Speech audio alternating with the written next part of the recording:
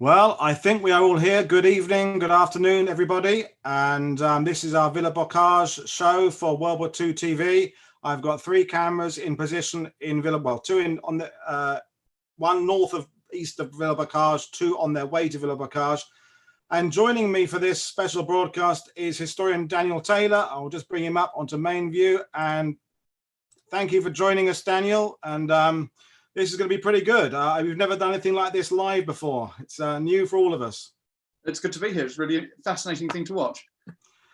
Well, let's hope it all works out. So we're going to start off with an introduction to what was happening at the time of June the 13th, 76 years ago today. We'll start with a little map, and I'm doing all the coordinating the camera angles, bringing up all the photos, trying to keep an eye on time, coordinating things. And if I look a bit dumb for a minute, it's because I'm trying to wear multiple hats and do things. So I'll bring up a map to start with, and this is a sort of situational map showing the situation as it was 76 years ago today. So Daniel, what was happening in this sort of sector, so the inland from Gold Beach area and Sword Beach 76 years ago today? Okay, thank you. Right, well, so we're a week after D-Day. We've managed to gain ourselves a lodgement area.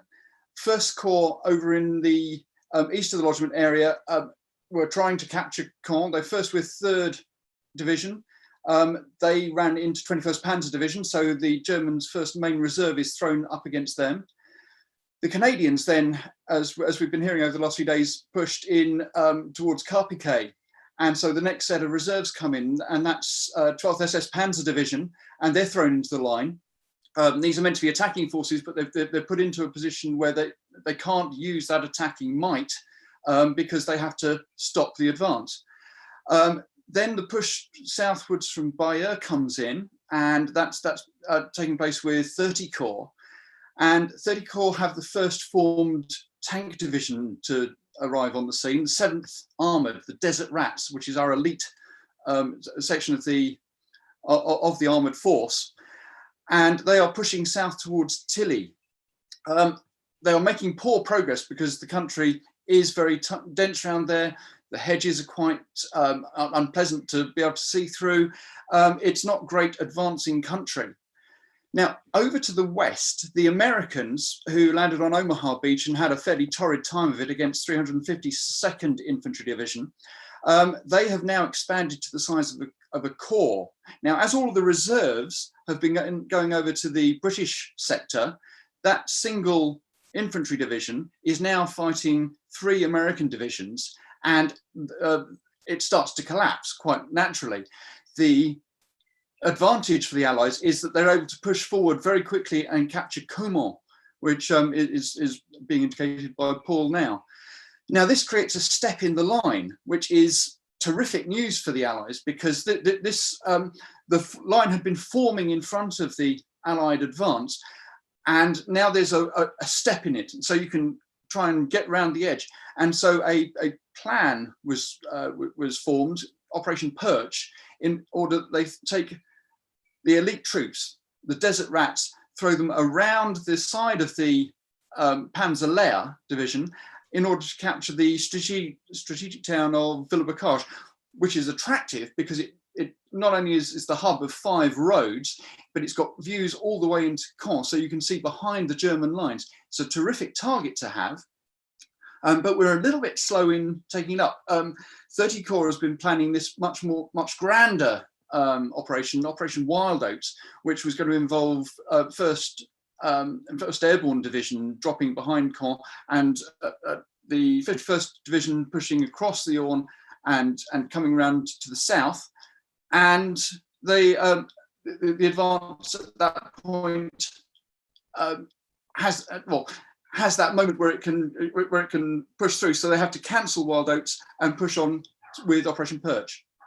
And Operation Perch was a pre-Overlord plan to push south to Montpinçon that was adapted for this, wasn't it? So it was actually something that had been considered earlier. Am I right exactly on that? So, yes. And then it kind of was adapted to take advantage of this step. And for those watching, 7th Armored Division, that's the Desert Rats. They've been brilliant out there. Of course, this is new terrain. a very different prospect. And as we'll find out, it doesn't go entirely to plan, but hopefully during the course of this show, we will also try and look at some of the myths that have been established about this. I'll read a couple of quotes from the books written sort of 20, 30 years ago. I've got them ready here, a Max Hastings quote and a Russell Hart quote about this day. And we'll try and address some of the myths, things like that. And also, please, we're comment on YouTube. I'm going to try and address some of your comments. I don't know if I'll address all of them. We've got a lot to cover today, but we'll try and connect to them and make this interactive. But moving back today, we've got this attempt to move into Villers-Bocage. So let's talk about where our first cameraman is now, and then Daniel can give some idea of what's going on. So our cameraman, Roman, is in the village of Livry. So how does this come into the story, Dan? Okay, so the advance only has a single road it can go down. It's headed south from the area of Langevre, and they've managed to cross the Caen main high road and have just got to the south of that, so this little village of Livry. Now, it's not an important spot in itself, but the advance started at 4 o'clock in the afternoon. It's now nearing 8 o'clock in the afternoon, so it's been a slow, tortuous advance, trying to avoid being spotted by the Germans, but also trying not to get in the way of the Americans, whose sector they're starting to cross into a little. And so they reach Livry and start to advance up the hill beyond to the south. If we could pan round to the south and head that way. The lead troops at the time, it being a single road, they have the reconnaissance element ahead. They've got the 8th Royal Irish Hussars, who are in Cromwell tanks. They don't have the Fireflies that the rest of the division's armoured regiments have, but the Cromwell is a fast and useful tank, and they've pushed through the town, and the leading tank pulls up the hill we're just about to see. Yeah, we're just moving that way now. Yeah. We did a recce of this a couple of days ago, so it should be good. And for those watching, again, this is the idea. If you were watching my Carenton video or the one yesterday about the 29th Division, we're a different type of terrain again. Once we get out of the village, you'll start to see the steep-sided bocage that starts entering into the story here. Apologies for the bandwidth and things. Sometimes the footage is a little bit jerky. This is the limitations of Zoom, but the point is we're doing this live. I mean, this event was the night before. This was the night before on June the 12th, but this is just where the car is now. We're doing now. Sorry to interrupt. Just where we are now, there used to be a school on our right here, and in the hedges were 3 or 4 Panzer Grenadiers with the Panzerfaust. They managed to loose off a shot at the first Cromwell, which immediately burst into flames. We've got a nice witness of this because there's a chap called Paul Woodadge, who was a 17-year-old at the time Frenchman, who lived just around the corner behind us. He came running up to see what all the commotion was about and was confronted by this tank that was well ablaze, and the crew of the tank behind it got out and were pulling the crew out of the tank here. So the advance is suddenly halted. There's a big traffic jam of the rest of the armoured brigade behind them, and they have to work out what to do next. The dilemma being, up until now, they've been heading due south. In order to get to Villers-Bocage, they have to change to a southeasterly direction, which will give away their objective if they get stopped again. So Brigadier Hind has to make a decision. Am I able to push on? They throw out some infantry to see if they can find out how serious a piece of opposition it is. They find no one, so it's as good as it can be. But Brigadier Hind decides that he's going to stop there for the night, and he sends out a little bit of reconnaissance to the east to work out where Panzer are. Unfortunately, they lose 2 tanks that way as well. So 8th Hussars are having a bit of a torrid time. Now, very shortly, we're coming up the junction. Colin and Roman are going to stop here, because this is where we're going to try and explain to those watching who don't know the terrain, the importance of this, of the Villers-Bocage in terms of its location, as Dan said earlier, the crossroads, because they're going to hop out now and show you the signs, because essentially on the signs near here is every important junction in the area. They're just pulling over on the embankment, and they'll get out and have a look, because so they're facing kind of south now. And as they get out of the vehicle, they'll head back the junction. Apologies for it's slightly jerky. So the camera will pan around and show us the various branches coming off this intersection. So if you pan to the left first, Colin, or Roman, sorry, you'll see that is the road to Comor. So that's what Dan was saying a little bit while ago about the first division have made an advance there, and they kind of pushed ahead of everybody else. So you should just see, if you just hold the camera steady, it should just come into view there. Again, it's the problems with the bandwidth. That's the second sign. This is Comor Levante. So up there is the American First Division. Now, back the way we came. Show the way we came now, Roma. The way we came from Livery. So that basically takes us back up to Bayeux and Gold Beach, essentially. And there's the Livery Church Tower, Roman's pointing out. And then to the right, well, up that road is another road to Caen. Obviously, lots of roads, and they all lead to Caen. It's one of those main transport hubs. So that is the road to Caen. So they'll show us the road junction now. So you can see Caen is up the road there, 12 kilometers, I think it says. It's a bit jerky today. And then south, if you show the road south, and thank you, great, excellent camera work, Roman. Back over there is the road to Villers-Bocage. And I'll bring the map up again in a second so you can get an idea where we are. I'm conscious of those watching it. We understand the terrain, we understand the location. So 10 kilometers south, not quite south, to Villers-Bocage. I'll bring up the map again so we can get an idea. So there is Villers-Bocage here. You can see my mouse there, and they've been coming down this way through the gap here. And Livery, I can't actually see Livery on that map. Where is it? It's to the left of where you are now.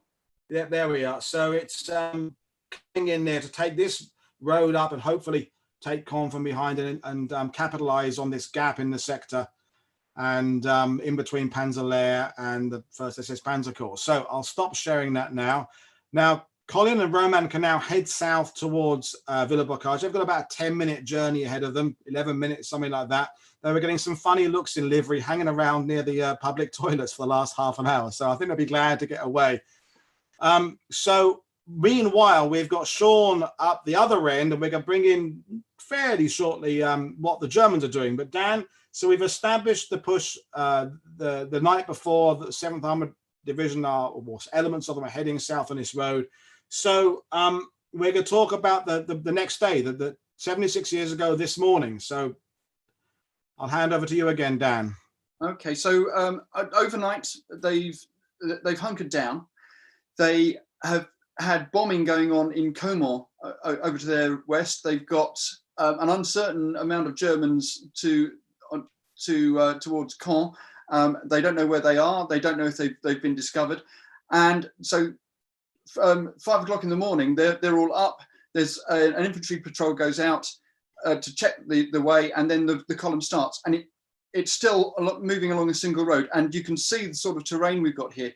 Very heavily overgrown, very dangerous country for tanks, because as they've discovered the previous night, infantry can get very close very quickly. They are on the edge of the Swiss Normand, which is the much more the classic Bocage country as they're advancing, and they can't do it at the speed that Romain is able to go here. One tank advances forward, another tank covering it, and then the other tank advances, and they do that in a sort of stepping fashion, moving forward. The 10-minute drive that Romain's taking took them 3 hours. So between 5 o'clock in the morning and gone 8 o'clock in the morning, they're doing this cautious advance. All the time, they're trying to get off of the main road, trying to find other routes so that they can make a broader advance, but it's just not possible. They keep being funneled back onto this one road. And the situation must have been terrifying. They must for tank troops who have spent most of their career in the desert, where you've got wide open spaces, and even in Italy, where it's a little bit closer. This country is very, very intense. And you're heading into Indian country, to use an expression. You're heading beyond where the Allied line is. You're not sure what's going to be ahead of you, and we're going to saying Roman's bandwidth is a bit low now, which doesn't surprise me because he's in between the centers of civilization down there now. So I think we're going to move to Sean now, because Sean is now a few miles away east, and I'll bring in Sean's camera feed. And this is Sean. So Perhaps it's time to bring in now, Dan, the German deployments at this point now, and explain to us where Sean is. And if Sean, you tell us where you are. All right, you hear me okay, yeah? We do, yep. Yeah, it's a bit windy and the traffic's quite loud. So there's a little cluster of houses here. It's called the Villers-Bocage. The road, such as it is, you can just make that out. If I turn around the other way, it's a bit better. That's the ancien route to Caen, so the old road to Caen. We're about 30 kilometers from Caen in the direction that we're facing, and then back that way. The outskirts of Villers-Bocage, about 1 kilometer, so just on the outskirts. And it's around here on the evening of the 12th of June that elements of the 101st SS Heavy Tank Battalion had arrived, their second company. So they'd got obviously notice of the invasion on the morning of D-Day. The next morning they start moving. They're based in Beauvais, which is about 230 kilometers from where we are now. Because of the success, if you like, of the transportation plan of the Allies and the disrupting of the infrastructure, they had to drive via Paris. By the 10th, 11th, they're in Normandy on the banks of the Orne in Grambeau, where they do maintenance with the help of the sort of rear elements of the 12th SS Division. And I say by the 12th of June, they're up here around this farm. They've had to shift about a bit because they're worried about their location being discovered by Allied aircraft. You had, in their battalion as a whole, 45 Tiger tanks. There were one of 3 Tiger battalions involved in Normandy. The first one was to arrive here. 37 were actually ready to move on the 7th of June. And of course, they've suffered problems with maintenance, mechanical problems. You know, it doesn't do the drivers much good either to drive that far. So by the time they get here, they've lost a few on the way. Second company had 5, possibly 6 tanks around here in lieu of their normal 14 or so. They were commanded by Michael Wittmann, of course, who we'll no doubt discuss a little bit later. I think he may end up coming in the conversation, just possibly. So I'm going to bring up that map again and just remind everybody where we are. So Villers-Bocage is there. So Sean is over here. So he's to the east of Villers-Bocage on the old road to Caen. There's now a modern road that comes down, and Roman and Colin are coming down from Livry. So they're still a few miles apart from on opposite sides, east and west of Villers-Bocage, essentially. So I'm going to hand back to Dan again now. And so I think we're up to the time where things start hotting up on the morning of June the 13th. 76 years ago, and Sean is moving to another location. Let's mute his mic. So we are up to the morning advance, and we'll see where Roman is now, just see where he is now on his journey. Yeah, there's still a few clicks out of Villers-Bocage. In the spot where Roman is, as they were advancing, Charlie Pierce was a liaison officer with 4th County London Yeomanry sharpshooters. He spotted a German 8-wheeled armoured car off to the side of the road as they were advancing. He jumped on the tank in front of him and pointed out the target, but it was the commanding officer's tank, and it was covered in kit and a motorbike and all sorts of other paraphernalia, and couldn't get back to traverse it. So he ran back to the tank behind to try and get them up. But unfortunately, by then the Germans had spotted that they'd been spotted, and so the advance was now known to the Germans. And as they're getting further and further inland, it's becoming increasingly apparent that they're going to be running into some sort of obstacle fairly soon. But the issue they've got is reconnaissance. The 8th Hussars have deployed both sides of the main line and are not in close contact with the advance. They've also got the 11th Hussars, who are in armoured cars. They're fanning around all over the place and trying to find roads to the south and to the west, and are having a lot of trouble with that as well. And the reconnaissance element of the sharpshooters, they've got 11 Stuart tanks. Well, they started with 11. They've lost a couple during the course of disembarkation on the beaches and the move inland. And so they're unable to get them ahead either. So it's really quite an advance in a blind sense. You don't know what you're coming up against, because the usual elements you send out to find out what dangers there are just not there. And part of that, some of the criticism has been that there's not been enough reconnaissance. Brigadier Hine didn't send enough reconnaissance out. But if you're in this area, you'll understand there's limited roads. The roads sometimes aren't going the direction you want them to. They're the roads all heading towards Caen. You want roads running south, and so to try and run reconnaissance left and right of your advance. If the roads aren't there, it can be a little bit tricky. And with this close country, radio communications, I'm sure, were a problem as well. So it's setting things up for potentially problems ahead that we're going to get. So we're coming up now. We're 20 minutes in, which is the time we'd start. We said we in advance because we've got limited time. We could try and do this in about an hour and a half, an hour and 45 minutes, because later than that we'll start losing the light down there in Normandy. So we're at the point now where both forces they're getting kind of close to each other. The Germans know we're there, and we now have seen that there are Germans in the area there. So let's kind of hot the story up. Sean, I'm check where Sean is, because Sean's now got a great view of his location. I'll bring Sean up now. So I'll just unmute. Sean, where are you? I'm still on the same track. So that's the view. That would be southish. Towards the Suisse Normand that Dan mentioned earlier. And then see, this is it gets a little bit tighter as you go further away from Villers-Bocage, the little track here. It's not quite as overgrown as it was, of course, but it gives you some idea about the kind of the narrow and fairly close countryside. But it also gives an idea of how vehicles can move down the lane like that and appear somewhere where you're not expecting them at all, because of that ability to move with complete camouflage if you know the area. So yeah, that's the old road to Caen. And so we are now on the morning of June the 13th again. So let's see where Roman is. And Roman's bandwidth is low. Yep, I'll leave Roman off then, because we're not getting much of a signal from Roman right now. First of all, we'll leave it with Sean for a minute then. You don't want to see me and Dan.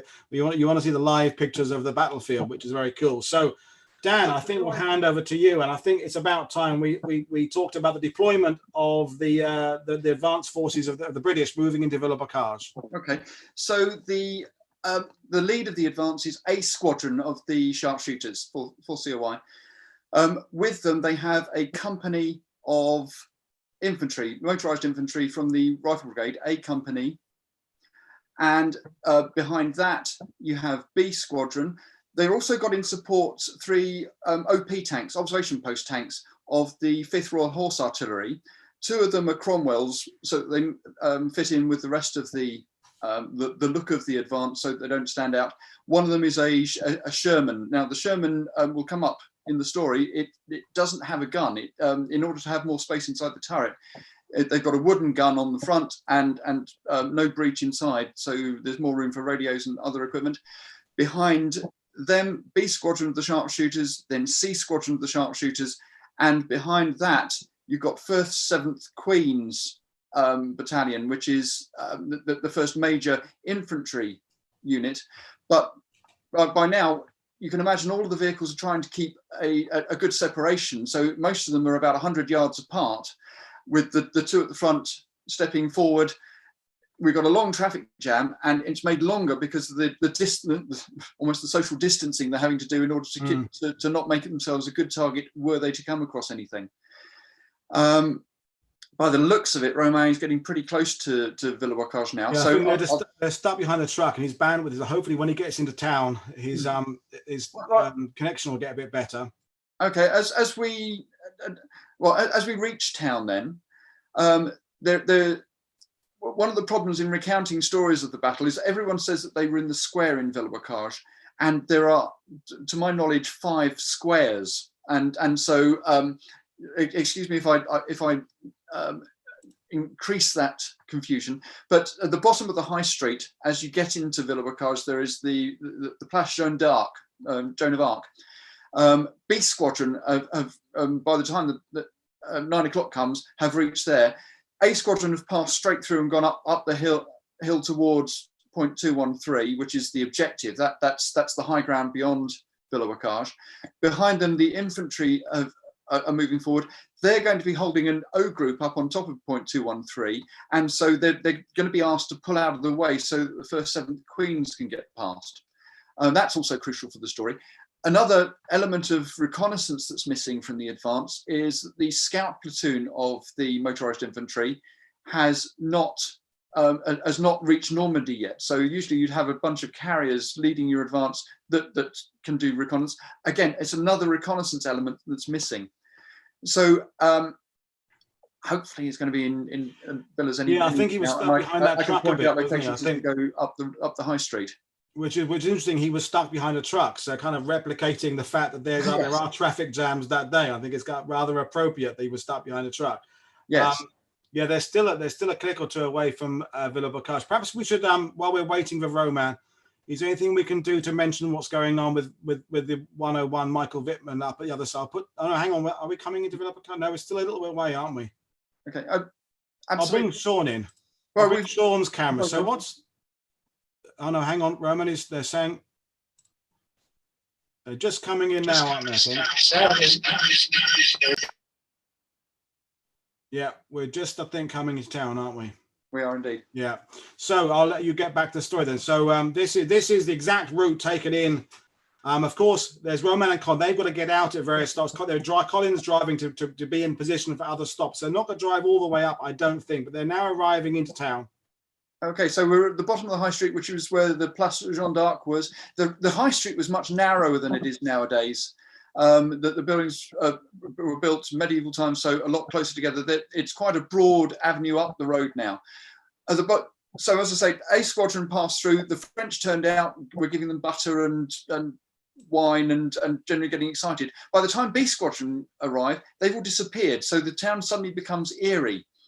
As we advance up the road, B Squadron will arrive behind and have stopped at the bottom of the hill. A Squadron have passed over our horizon here. The only troops that are on the main road here are the reconnaissance, the Stuart light tanks of the reconnaissance element of the sharpshooters. And as we get further up the road here, we're just passing where the Mairie is off to our right. That will be crucial later on. And ahead of us, there are two of the OP tanks. Now, one of them is Dennis Wells, who's the battery commander's tank. That's the one without the gun. The other one belongs to Paddy Victory. Now, he is usually the person who is with A Squadron. They tend to keep them together. But he misfueled his vehicle with diesel overnight, and so they had to empty the tank and get it going again. So unusually, A Squadron have advanced up to point 213, and they have an unfamiliar OP officer with them, a chap called Roy Dunlop. So just past their position. Now we're in the position where regimental headquarters were. They had been behind the Rifle Brigade. So there's 4 tanks, crucial to the command and control of the battle, and they're parked off the road to our right. The spot here where we are at the moment is a little bit more open. These buildings weren't here. We're just passing out of the end of the town. There's a Chateau d'Eau coming up on our left, which it marks the junction with the road up to Tilly-sur-Seulles. And that is where the Rifle Brigade, so we're now reaching the back of the Rifle Brigade. There are 2 Stuart light tanks here, one of Rex Ingram, the other one of Sergeant Ferdy Francis. And from now on, for the next couple of hundred yards, that we have spaced out the half tracks and a few carriers of the Rifle Brigade. In 1944, this was a die-straight road leading up to the top of the hill. We're on the straight bit now. They put in a motorway rather than conveniently in the intervening years. How dare they? Yeah. And these little mini roundabouts, but it was straight up to the end of town. And very shortly, we're going to come across the rearmost elements of A Squadron. Now, A Squadron's composed of 4 troops, each of 3 Cromwells and 1 Firefly tank with a 17-pounder gun. The Fireflies are much taller, have a long gun, very, very obvious targets, and they're spaced in amongst the rest of their platoons. Of their troops. Trying to give an equivalence. So a troop is the equivalent of an infantry platoon.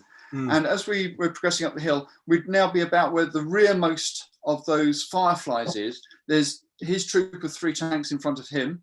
Then there's another Firefly and three Cromwell tanks in front of him. And up towards point 213, there are 2 troops that have practically reached the top.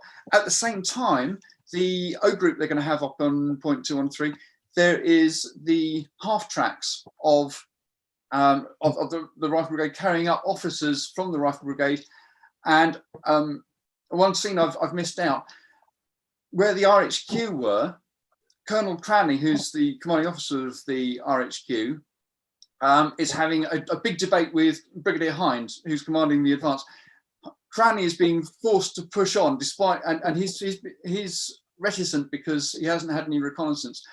And it is at this moment that things start to go badly wrong. Cranley sets off up to the point 213 for the O group.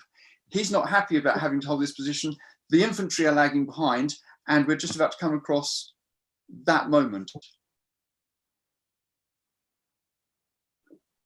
At this point, I think Colin and Roman aren't going to spend too long there. They've just replicated the drive there, and they're just showing you the view onwards towards Caen. But they're going to head back in the town for a while, and we're going to bring Sean into the story again, because Sean is kind of being the Germans for this point of view, and we'll show the route back into town again. We've got 3 cameramen, and ideally we could have had 7 down there. We still wouldn't have had enough. I mean, there's so many little elements of this story, but hopefully you appreciate what we're doing here. So I'm going to bring Sean in now, because we're going to bring in. Have we finished with the deployment? I think we more or less have, haven't we, Dan? Yeah. Yes. So I'm going to bring Sean in now. So let's bring in our baddie. Let's bring in the Darth Vader of the story. Let's bring in Michael Wittmann. So Dan, I'll let you carry on the story.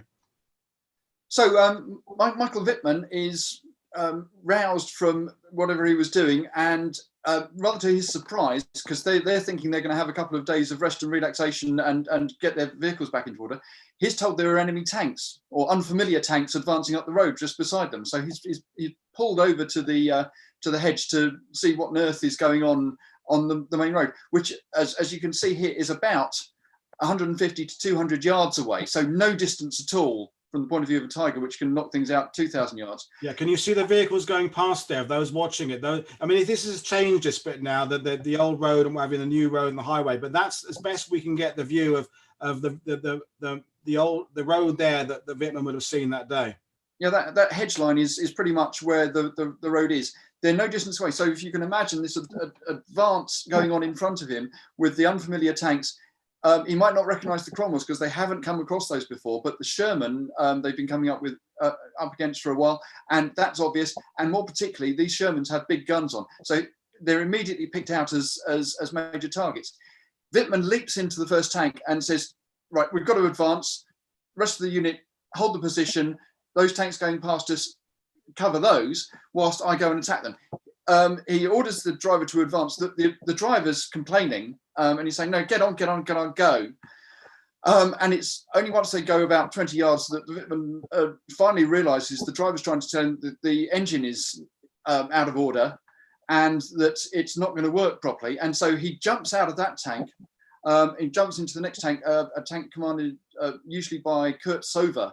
Sover is ordered to go and tell the rest of his 5 tanks to cover the British, and he jumps into this and starts his epic advance. They cut across the field towards the rearmost of the tank column, A squadron, and engage the first Sherman they see, which bursts into flame. It is the back of the column, but there are lots of stories about the road being too narrow for anyone to traverse across. We've got some pictures we can start to show now, so that shows just how wide this major highway was, and so there's plenty of room to traverse. But the suddenness of this German attack really catches them off guard. The other Tiger, the one that Wittmann has abandoned, is taken over by Sover, and they start to engage the rest of the column. They too spot a firefly that's traversing onto them, and if you've got pictures 2, 3, and 4, Paul, they could be good to show now.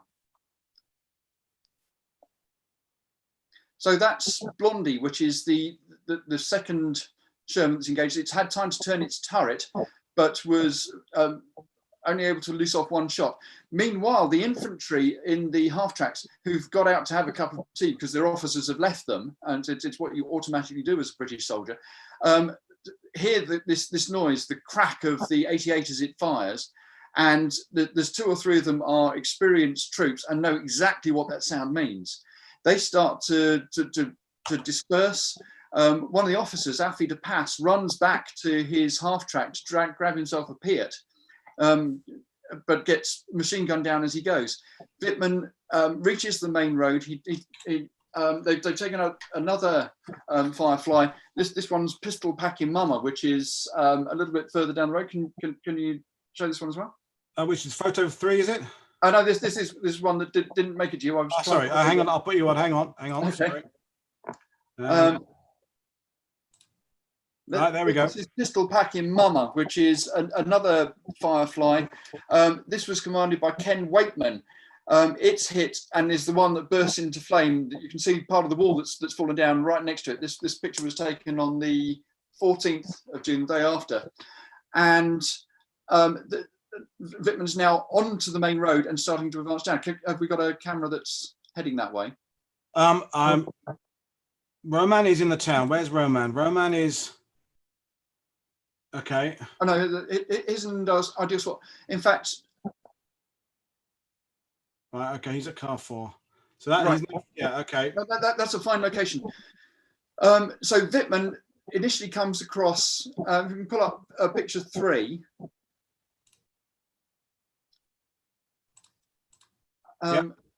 Okay. Wittmann's coming across lots of soft skin vehicles, the Bren carriers and half tracks, and they have no weapons that can take them on. Although there are experienced troops within a company of the Rifle Brigade, there are only few and far between. Dougie Watt, let's put a picture of Dougie Watt up. He'd been in the desert. Hang on, there we go. Okay, he'd been in the desert with the Rifle Brigade. He was a corporal now. He rushed back to his half track to try and get himself a Piat. He managed to get hold of it, and but just as he did, the half track he was in, the fuel tank was hit. It exploded. He was knocked out, and so couldn't take part in the battle. And Wittmann continues down the road. If we can look at pictures 4 and 5, Wittmann continues down the road, taking out half track after half track. The infantry are just scattering. It's chaos and mayhem, and there's lots of smoke from the burning vehicles, and so no one knows quite what's going on. So if we go to where Romat is now, he is. Hang on, I'll just show that image for a little longer, hold it a bit longer. That's good. That's the rear of the Rifle Brigade section. Now, if Roman can look the other way up the road, back towards Caen. Turn round, Roman. Face the other way, Roman. Oh, we've lost Roman.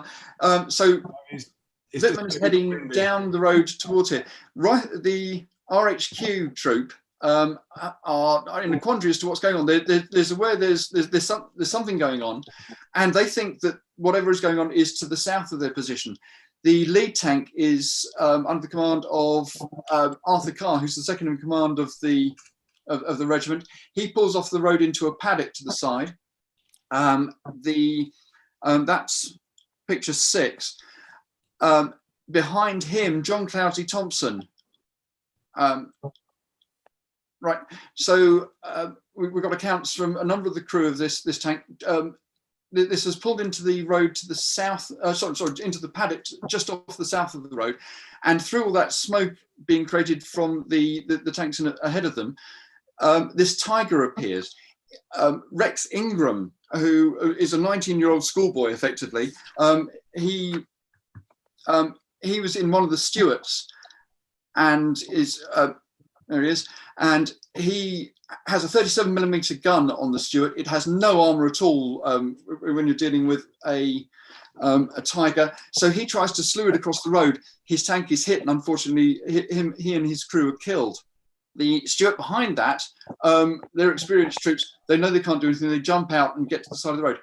The tank we just saw in the previous picture, the Cromwell of Arthur Carr, that fires 2 shots into the side of Wittmann. This is the first shots he's received, and the gunner Jack Pumphrey is shocked and horrified to see both his shots bounce off the side. The Tiger turns and fires on him, sets that on fire. Ferdy Francis from one of the Stuarts comes across and rescues the crew from that Cromwell. Behind that, if we go on to the next picture, I've lost count of which one we're on now. I think it's 7. 7, I think, is the Cromwell, yeah. John Cloudsy Thompson had been trying to flank round to the south of the road as well. He's gone between two buildings, and just as he's done so, the Tigers appeared on the main road. He at that point realizes his gun's on travelock. He reaches across to try and undo it. It's too slow, so he fires off the smoke grenade, which comes which arcs over the top of the Tiger, so presents no defense whatsoever. The Tiger stops, fires at him, and John vividly described the sensation of an 88mm round going between his legs. Astonishingly, the entire crew managed to get out of that tank and escape. If we go on to picture 8, behind them, behind them, there's another tank reversing away. This is the RSM's tank, Gerald Holloway, and he has almost reached the corner when, reversing as they go, they come across some logs that are just abandoned at the side of the road and get stuck, and his tank is hit through the machine gun port you can see there, which has been stoved through. And so Wittmann has in moments made mincemeat of the RHQ troop, apart from one thing. There's one tank missing. There's a 4th tank, and what that's Captain Pat Dias has reversed off the road into I think we're just coming up on it now, has reversed into the garden of the building on the left here. And unfortunately, just before the action started, his gunner had got out to have a pee. Pat had been very upset about this, but he had said, well, go and find out what's going on, because there's radio silence. I don't know what's going on. So they're without a gunner. He's reversed off the road into the courtyard of this building, so that Wittmann's Tiger passes right in front of him, no more than 20 yards away, and he's unable to fire. There's no one can get down into the seat quick enough to fire. So Wittmann's gone and passed, and he's gone into the town. And the moment is showing there's bullet damage and shrapnel damage on those railings. So, I mean, the town has been rebuilt, and we'll come to why it was destroyed later in the campaign. But there are little bits of evidence there. You can see little bullet dings and shrapnel dings on the railings there. And so you can see evidence of the fighting there. If you look carefully, you know where to look. And so just to remind you what we've got going on. So Sean has muted his camera and stopped his feed for a bit, because we don't need him for a bit. We've got 2 cameras in Villers-Bocage. So this is Roman. He's more at the kind of the east end of town. We've got Colin. I'll put Colin's video on. He's down the southern end of town, or the western end of town, I suppose you'd call it. And apologies, it's a little bit the bandwidth is struggling a little bit with 6 feeds coming in, but we're doing our very best. And these, again, reminding you, 76 years on to the day. So we'll go back to Roman now, and Roman's shot there back in the main street there. And as Dan said, it was narrower then. Should we show a photo that replicates how narrow it was? There is one that will give an idea. Picture 9, I think is the one you're after. There we are. You can see it's distinctly wider these days. Yes, and so this would be pretty much the view that would have confronted Wittmann as he rounded the corner into the main high street. On our right there, we have the OP Sherman of Dennis Wells. Now, the only person in the tank at the time was a chap called Charles Ray, Jock Ray. He was the driver. He just got back in to see if he can get some cigarettes and to sort things out. The rest of the crew were out of the vehicle, and Jock looks up and sees this tank coming around the corner towards them. Automatically, because of his training, puts on his headphones and says, "Enemy tank to front, sir," before he realizes there's no one else in the tank with him, and there's nothing they could do about it anyway. So he sits there, frozen, immobile for a moment. The Tiger stops and fires as he stops, and there's a big dink in the road just where the first shell missed the tank. So Jock's life has been saved once already. He's frozen. If he climbs out the top, he's going to get machine gunned. If he stays in the tank, he's going to get an AP round through him. And so he doesn't know what to do. Fortunately, the Tiger, when it fires again, it puts a shell through the turret, setting the tank on fire. And Jock is the only person I know who has successfully used the escape hatch on the bottom of the Sherman tank. It managed to climb out and crawl away underneath. And you can see the fake gun there. You can see the wooden gun in front as well. Exactly, yeah. But Wittmann's barreling on down the road. His blood is up now, and he seems to be just rolling up the enemy in the same way that he had done on the Eastern Front against the Russians. If you start to push, you can overwhelm them very quickly. And he believes that he's in a situation like this. He advances towards the next corner, and there's another Cromwell that has just reversed around the corner. This is the OP tank of Paddy Victory. Now, he has caught, as he's gone around the corner, he's caught a curbstone in his track, and it gets stuck. If we can pull up the next picture, which I believe 10, just as he goes around the corner, is stuck and slewed across the road.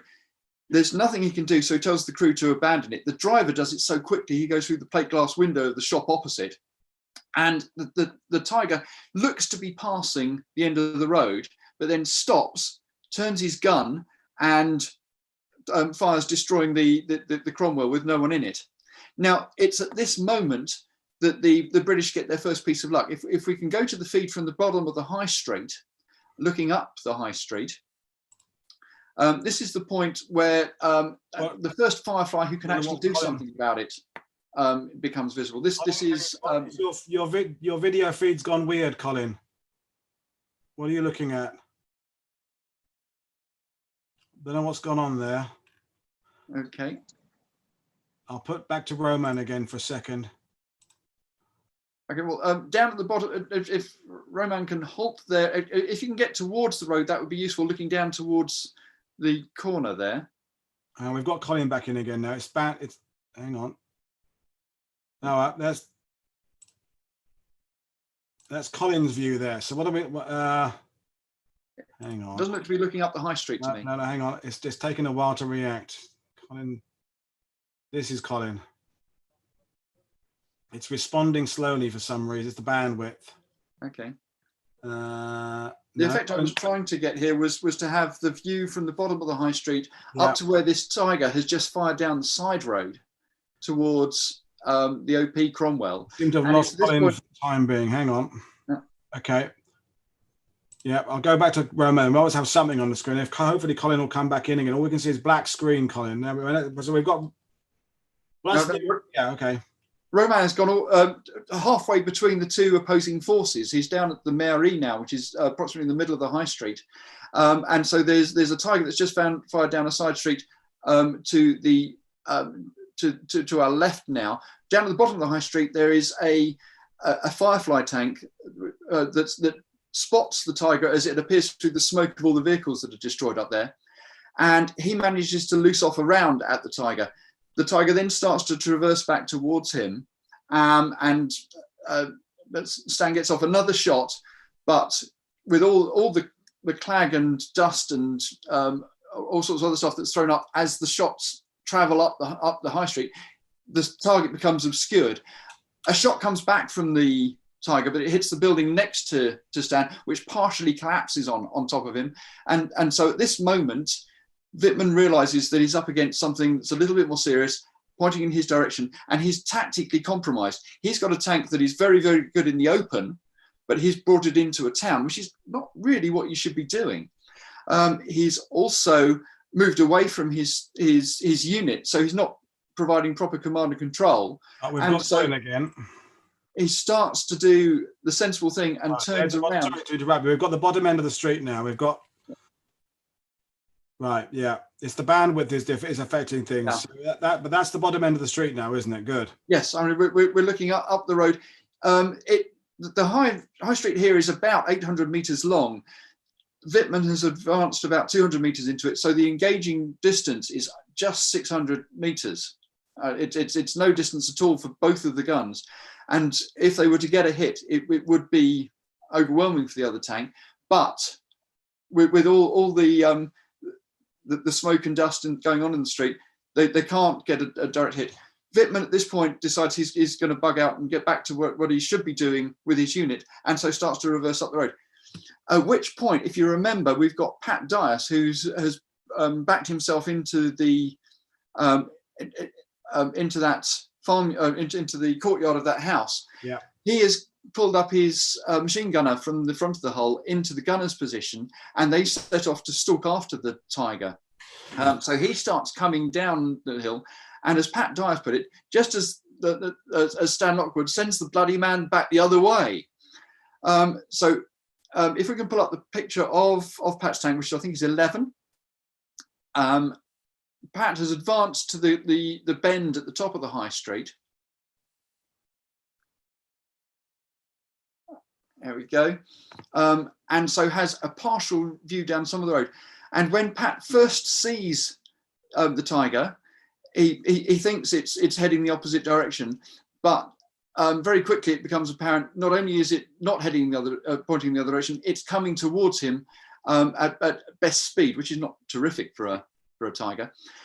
And as his gun is on the left-hand side of the turret, he's able to put 2 shots into the front of the tiger, which bounce off harmlessly before Wittmann sends a shot back the other way, immediately knocking out the tank, blowing Pat out of the tank, which is fortunate for him, killing 2 of the crew.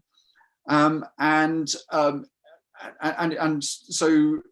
Wittmann is starting to make his way out of town, having quelled the last of the sport. He's just running into the back of the Rifle Brigade infantry again, when at last the British get that bit of luck that puts it over top. If we can pull up picture 12, yeah, we have the one support unit that the Rifle Brigade have with them, which is 2 6-pounder anti-tank guns. Now, this one doesn't look in very good shape, but rather interestingly, it's got its trails deployed and it's pointing back down the hill, the direction from which Wittmann is coming. Now, Sergeant Bray has manned the anti-tank gun, conscious that the tiger's come the other way, and as it comes out of the smoke from all the vehicles that have destroyed further down the hill, he managed to fire a shot which immobilizes the tiger but doesn't destroy it.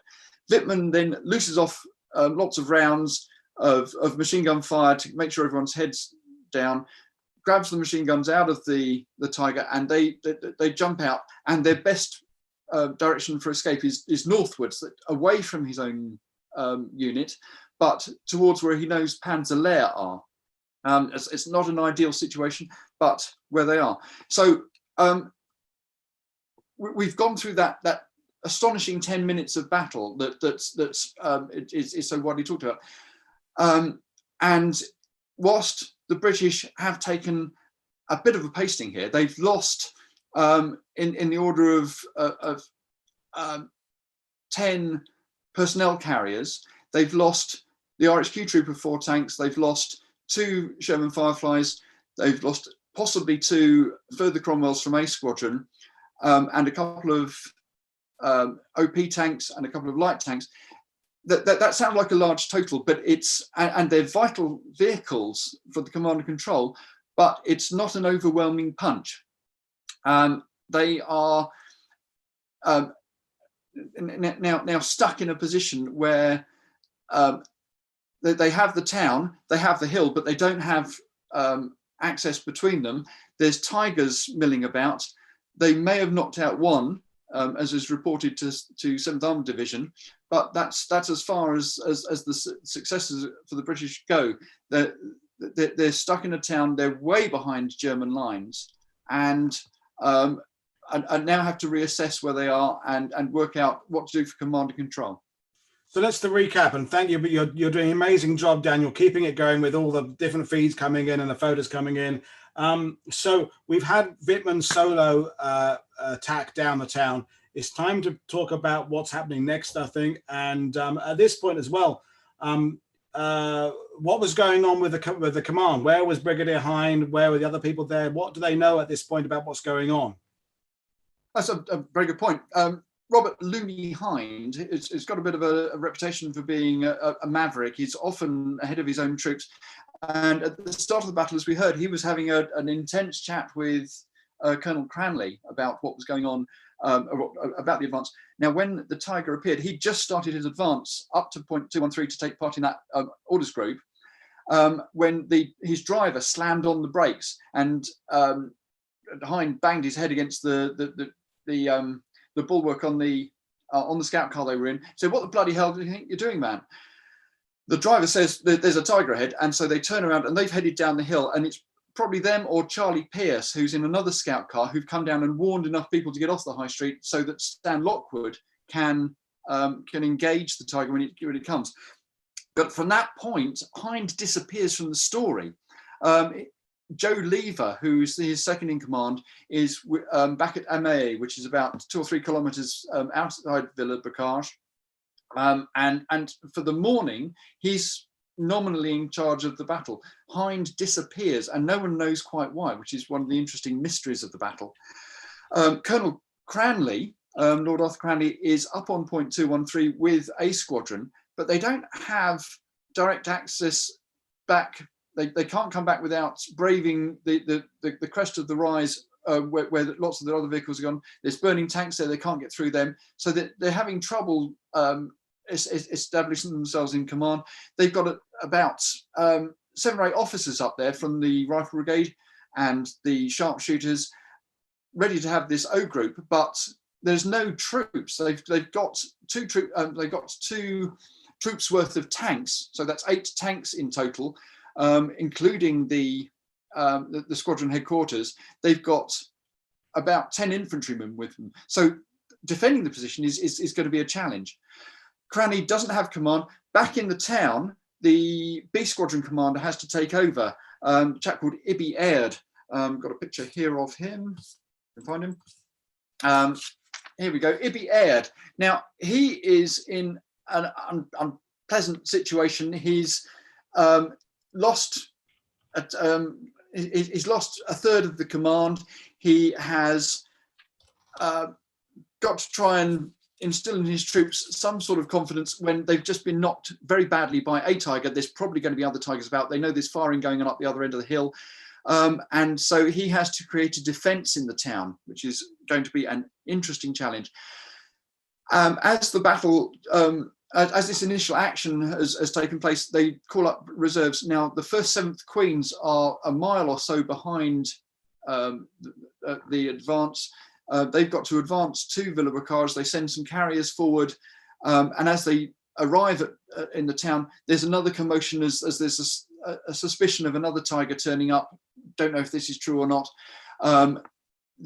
So there's confusion going on. They deploy into the streets around the main street. More infantry start to arrive, and so they've got 3 companies that they're able to start to create a defensive structure in the town, but they are not able to get up to point 213. I'm going to skip a little bit here. We're going to discuss a little bit about Wittmann's tiger. Now, Wittmann has headed away from the battle. He's moved away from his own troops. He's heading towards Orbois, which is where the Panzerlehr headquarters is, so that he can get some more support.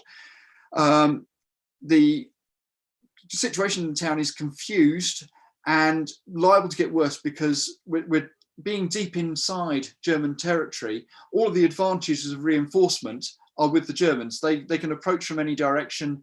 They can use whatever resources and get there reasonably quickly because we're in their backyard. Yeah. Anything coming up?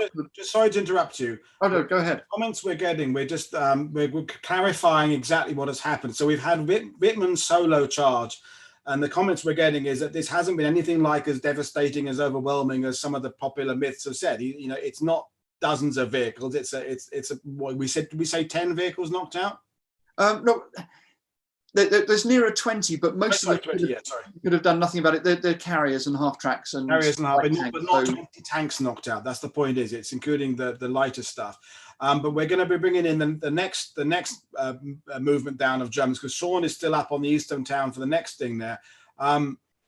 For those watching it, we're competing with feeds that are not quite perfect. They can't always hear us. The bandwidth is going out, but it's good. So Sean's battery is low. So I think we could bring in Sean now for his next bit now because he says his battery is low. So okay, go ahead. So Sean, let's talk about the next movement up from the east from the German point of view. Is that me to cover it? Yeah, I think so. Yeah. Okay, right. So up on point 213, there's very little they can do. They tried to push out. If we were to look at picture 18, there's one of the Cromwells that tried to push out to the north of the position. The few infantry they have are deployed in the houses. There's 2 or 3 houses and barns around point 213. It's very open other than that, but apart from to the south where the Germans are.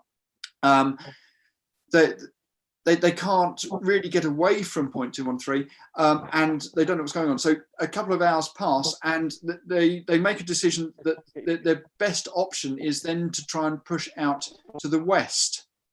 Sorry, to the east, towards Caen, because the Germans wouldn't expect that. It's got a little bit more cover, and so if we can pull up picture 19, this is after they have tried to push. They push about half a mile down the road towards Caen, when coming towards them are Rolf Moebius's first company of Schweres 101. That has around 10 Tigers, 2 of them, including the OP Cromwell of Roy Dunlop, get knocked out. I seem to have lost Sean's video. At the other end of, or half a mile away. And so the rest of them turn around. Now, the photograph we just had up was significant because you'll notice that the Sherman Firefly's gun is traversed over its rear. So you can almost read from that it has tried to make this foray out to the east and has come back firing over its rear engine deck as it goes. The position is now untenable. They've got Panzer IVs coming in from the north. There's a workshop that's been emptied in order to create some vehicles there that are starting to take action on them. You've got the 4 or 5 tanks of Wittmann's unit in that lane. They've been able to contain a squadron up on point 213, and then with the arrival of the first company, it's no longer tenable. They decide they're going to have to surrender. So Cranley puts in a call to headquarters to say that we're going to burn what we can. We're going to try and make our way back independently, but the position here is not tenable. We've no longer got artillery support, having lost the OP tank. And so he goes, and if you'll excuse my French a little bit, he makes a very famous last call over the radio, having asked to burn his vehicles. He shouts out to his driver, Carter, where's my fucking boots? I need my fucking boots. I'm not walking all the way to fucking Berlin without my fucking boots. Now, Colonel Cranley was a member of the establishment, was superbly eloquent and very invective in his use of language. And that is very, very typical of Arthur Cranley in the way that he conducted himself all the time, and gave the unit, if nothing else, a little bit of a wry smile over the radio as they listened into him expressing himself so vocally just before the end. Now, Sean's camera has now. We've gone to Jackie, his girlfriend, who's now up at the East End. So we've got images again from Sean. Okay, so we're up on point 213. Yeah. We're looking towards, I think, there's a slight rise in the top of the field that looks over towards where Schwerer says where 2 company was. That's Wittmann's 4 or 5 tanks. If Sean pans round to the left now, we'll look towards Caen, where the rest of the Tigers are coming from. Oh, no, I think we're in the field. Yeah. Shall I just give an orientation? We're in the Tigers Sure, position. hang on, Sean, give us where you are. Yeah, sorry, you just to stop any confusion. We're still in the enceinte route to Caen, so that's the direction of Caen, with the reservoirs and the pylon at the top of Hill 213. If you can make out, there's the roof of a house. If you can see that, where the trees are, yes, that's the old 175. So that's the main road. That's where the British tanks were. So we're now in the position of the remainder of the 2 company tanks, looking towards the British. If that makes sense, yeah. No, that's perfect. Yes, and you can see that the position where the British were is under cover from them. But were they to go back towards town, they would quickly run into trouble. They'd be an easy target. Right. So we are at the point now where the attack has gone in on 2-1. No, so I've lost where we are now. That's my mistake. Okay. Thinking about the camera feeds. Where do we get to? Sorry. Okay. 213 has just collapsed. There's right. One last little story. Christopher Milner was the second in command of a company of the Rifle Brigade. He'd been down one of the lanes trying to spot targets and to see if there's a way out. And he had been unaware that the tanks had tried to move away, or only vaguely aware. And so he was wandering back towards point 213 and saw chaps in black headgear and thought, oh, that's good news. There's more tankers turned up, so we've been relieved. As he got a little bit closer, he realised that no, they weren't in British uniform. So he ducks down into a hedge and can see a couple of officers there, and decides this is his moment of do or die. So he slowly rises out of the hedge, cocks his Sten gun, pulls the trigger, and as is so often happens with a Sten gun, nothing happened. At that point, he realises that his moment of valour is gone, so he slinks back into the bush and hides up for the rest of the day in the hope that he can escape overnight. Brilliant stuff. So we are at the point now where we start to talk about what's happening now, and so Michael Wittmann is gone. He's heading to Orbois, isn't he? So he was gone for some hours, wasn't he?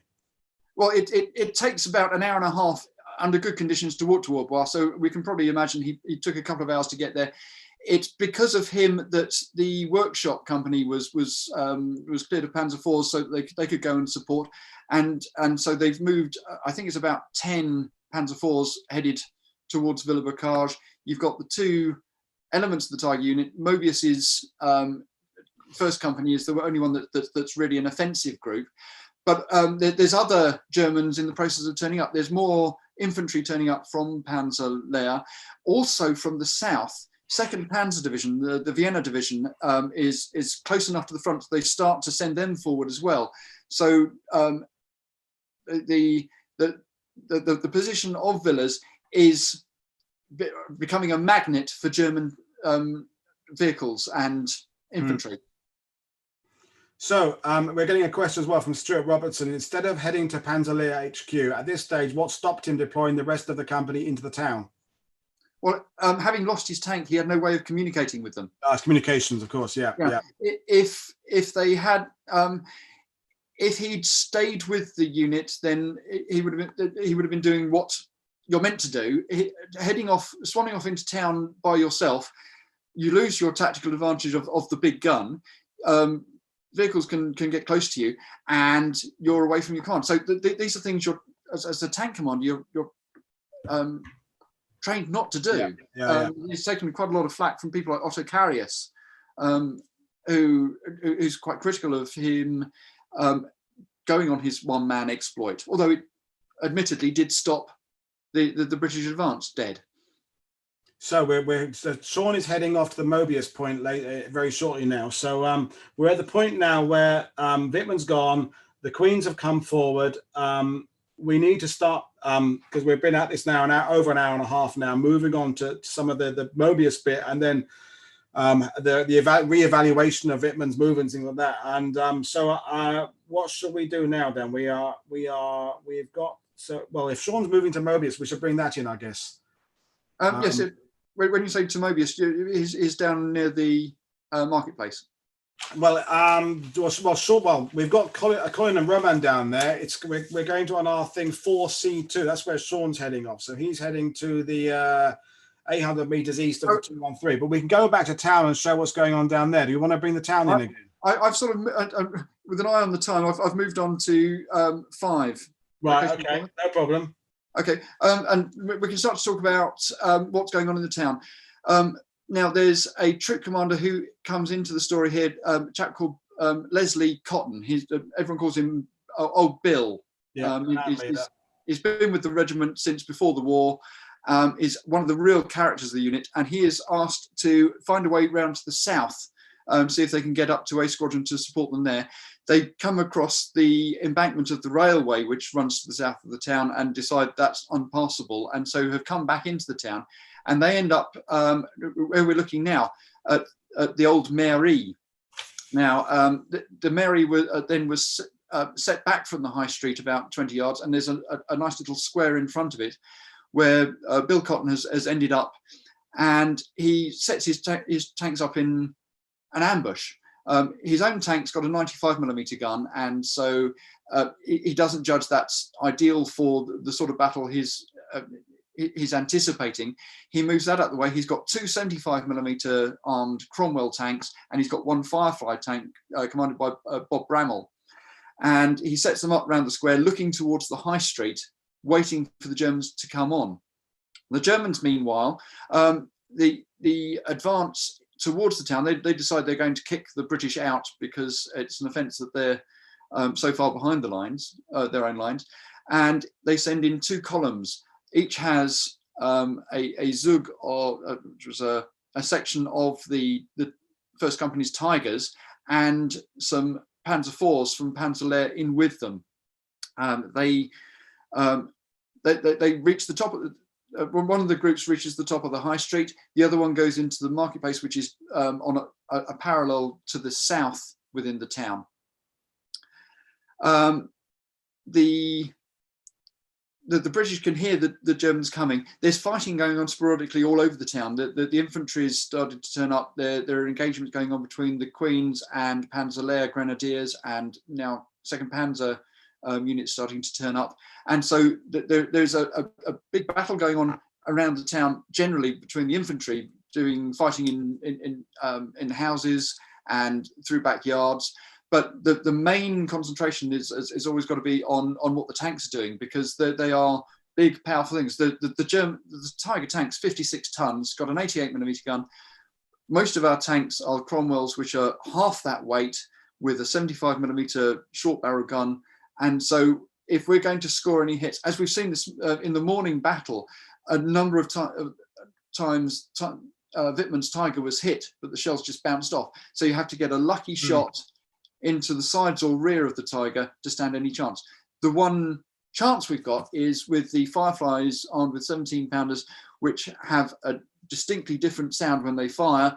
And so the Germans are aware there are guns that can take them on, but they figure that they can bully the British out of the town by sending this company of Tigers through.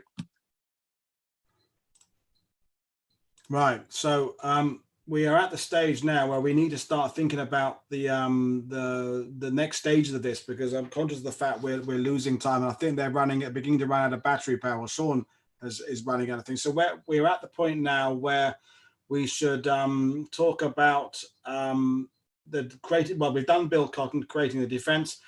Sean, I'm not sure where Sean is now. He's coming into Mobius' position, I think.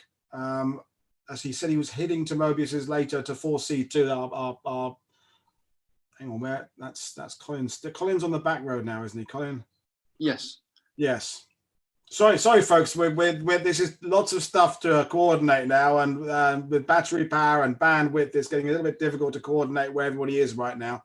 But I'm hopefully you're finding something interesting with this, and we're going to do the reevaluation of the mythologizing of Michael Wittmann a bit later on. We're just trying to get the footage of the town right now, so we should bring on to the withdrawal, I think, now, given that we're running out of time, I think, Dan. Okay. Well, just a very quick bit on the Tigers force themselves into town, and in the back streets where we're seeing the footage from now, there's 3 Tigers come through there. 2 of them are knocked out by the Queens. They've got a 6-pounder anti-tank gun down one end of the street that's able to knock one out. There's another taken out by a Piat. Then there's another unit that charge down the high street. The first Tiger that appears, where they've got the ambush under Bill Cotton, they all fire at it but miss it because it's because the range is so short, and they haven't worked out how to use the sights in 20 yards range. So the Tiger goes past, and a Corporal Horn bravely pulls out onto the high street and puts a shot into the back of the tank. If we pull up image 20, perhaps, this knocks out the leading Tiger tank. No, so these are the second and third tanks. And if we pull up, can we go on to 22? Sorry. So there's one Tiger goes past, and it's this one that's knocked out. This is commanded by Hannes Philipson, Tiger 111. It runs into the side of a building, and the crew managed to escape. Behind that, if we go back to 20, there's another Tiger tries to come past. It's turned its turret into the square, but Bob Bramwell has set upon the cunning idea of bore sighting, which means you open up the breech of his 17-pounder gun, look down it, aims it at a sign across the other side of the street that's about the right height, and as soon as the oncoming tiger covers that sign, he fires and is able to knock that one out. A Panzer IV, as we see here, tries to get past, and that is also knocked out. And so the ambush has worked. We've managed to knock out 5 or 6 Tiger tanks, irreplaceable Tiger tanks. Yeah. We've also managed to knock out a number of Panzer IVs. And so by the end of the day, the British have held the town. Now, remarkably, with those 2 images we've just seen, if we look at image 23, we see pictures that were taken on the day by Bill Cotton of the tanks he knocked out. This is the Tiger 111 on the 13th of June. See that the buildings are much less damaged because this it was whilst the British were still there. It hasn't been bombed yet. Not only did he have time to take photographs of what he'd done, if we have a look at picture 23 as well, he then, as the rain starts to come, he stuffs petrol-soaked blankets into the turrets of the tanks and sets them on fire because he's conscious the Germans are very good at recovering tanks, and so he denies them to them. Now, having done this, they're well ablaze. The French pompiers, the fire brigade, turn out and try to put it out, which he has to persuade them not to do. So odd little amusing things going on around a battle that give this so much more colour than the 10-minute action that everyone concentrates on at the start. And I think this is the bit I wanted to get to, the fact that we most of the previous sort of accounts of this always focus on the Wittmann solo action through town and don't continue to the British knocking out 5 or 6 Tiger tanks and continue to the next stages. So Sean now is I forget where he is now. He's at 4C. He's now on near point 213. So he's not at the other end of the battlefield now. For the next, did we do Mobius? I'm getting very confused now. Mobius has turned up, taken 213, and we've moved him into town. So we're showing back to 213 now, the other route out of town there. And we're going to bring in, we've done the tanks knocked out in the side streets there. So I think it's about time we kind of bring this, come towards a withdrawal fairly shortly then, I think. So it's 5 o'clock in the afternoon. It's peeing with rain, and they're out on a limb.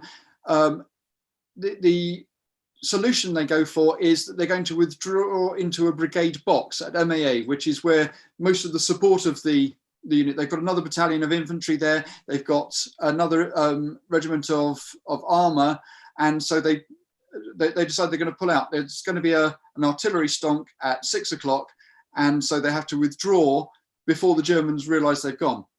This they do incredibly successfully. The Germans have taken a bit of a at this point, and so they possibly don't put up too much of a protest about the British leaving.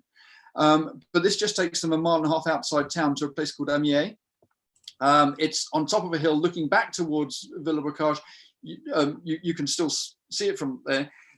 It's a nice bit of countryside with cover when you're on top of the hill, but the fields around it are fairly open, and so it's fairly easy to defend.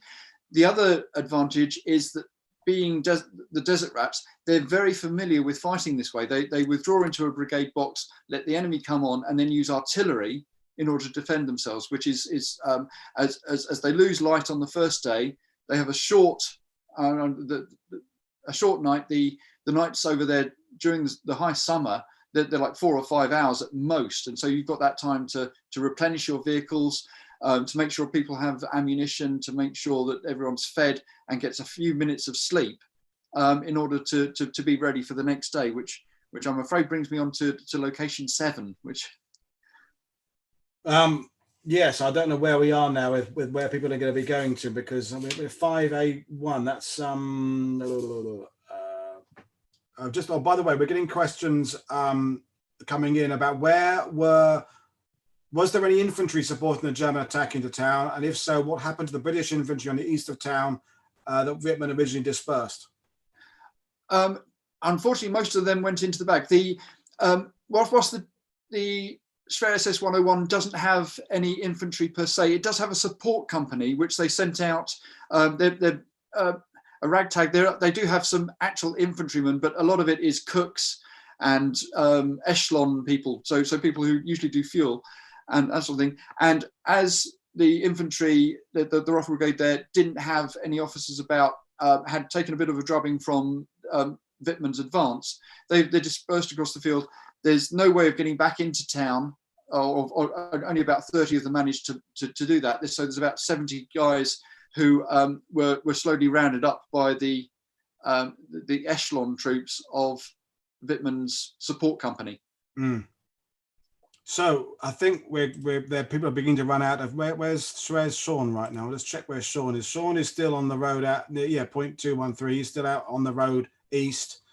Colin and Roman are still in town. So I think with the brigade box is important to cover, and I think we're still getting questions coming in, and we need to start bringing things gradually to the conclusion. So by this time of day, so it's 9 p.m. on June the 13th. By this, remind us exactly what the situation was right now, 76 years ago this minute, Dan. And I know we may have said this already, but just let's recap. Okay, so as a recap, we've had to abandon the town. There's an artillery barrage been dropped on the town just to cover the advances as we pull back. The British are now about a mile and a half to the east of Villers-Bocage. The Germans recognise the town has emptied of British troops, and so infiltrate back in and are able to start to view this as a bit of a sensational victory. There's lots of destroyed tanks about. There's a number that have just been abandoned up on 213 because there was nothing else to do. So what appears to be the Battle of Villers-Bocage is over, and the Germans have retained the territory. They kind of gloss over the fact they've had a rather catastrophic loss of the equivalent of the strength of a company of Tiger tanks. But they do at this point start to very quickly ramp up the propaganda story. Wittmann is very quickly interviewed by German radio, and they get a recording of him outlining his part in the battle, which is a fascinating piece of information in itself. But you have to bear in mind that it's being created for a very particular audience. He's not going to mention that he's got himself cut off from the rest of the unit. He's not going to mention that he's rather compromised his tank. They're going to, all of the British tank kills are credited to Wittmann. And it's very obvious if you read the accounts that a number of other tanks took part in taking out British tanks, and that a number of the British tanks were just abandoned because there was nothing else they could do with them. So all of the destroyed vehicles credited to Wittmann, and the propaganda story, which quite legitimately the Germans are trying to do because they're trying to win a war here, that becomes the story of the day. And it reinforces from the British and American point of view the fear value of the Tiger. Every time anyone sees a Tiger, sees a gun barrel across a field, it's a Tiger, so I have an excuse to hunker down and not take it on. I think we're at the point now where we need to say, from the German point of view, it's in their best interest now to kind of end the story now, because they've got this propaganda advantage. They've got the tanks they can take photos of. They move in with their photo teams over the next few days and take, because we don't get back into town for a while, and they make best use of what has happened. And it's where a lot of the conventional histories have ended the story right now. But if we carry on to the next day, and we're not going to have much detail on that, but the next day, things change again, don't they, Dan? Because the engagements over the next day, we knock out a considerable number of German vehicles over the next couple of days, don't we? Which the Germans kind of neglect to mention in their telling of the story from their point of view. And it's where most even British historians kind of end the story now with this. I'm going to read a couple of quotes now, because I think it's about time we'll do it. This first one is from Max Hastings' book Overlord, written in 1984. By any measure, Villers-Bocage had been a wretched episode for the British, a great opportunity lost as the Germans now closed the gap in their line. As Second Army reviewed the events of the last 4 days, it was apparent that the Germans had handled a dangerous situation superbly, while 30 Corps and 7th Armored Division had notably failed to meet the responsibilities thrust upon them. And this from Russell Hart from Clash of Arms, How the Allies Won, from 2001.